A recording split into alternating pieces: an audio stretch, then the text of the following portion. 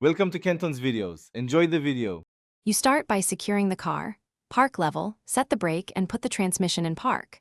Once done, open the hood and trunk to access the battery area and remove trim covers. You disconnect the negative terminal first using a 10 mm wrench.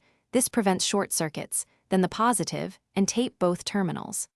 Next, unbolt the hold-down clamp and lift off the cover. Take a photo of battery orientation so you reinstall the replacement correctly. You now remove the old battery. With gloves and eye protection, lift it straight up from the tray because angled removal risks cable damage. These weigh around 30 to 50 pounds. Once out, clean the tray and terminals with a baking soda and water solution to neutralize acid, dry thoroughly, and inspect cables for corrosion. Set the new battery in the exact orientation, reinstall the hold-down clamp to proper torque, then reconnect the positive terminal first, followed by the negative to restore grounding. You finish by reinstalling battery covers and reconnecting any trunk or sensor connectors you removed.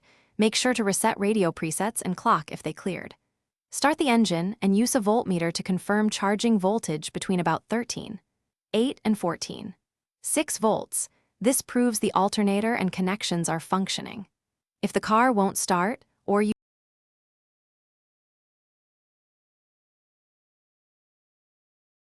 Thanks for watching. Consider subscribing if we helped you.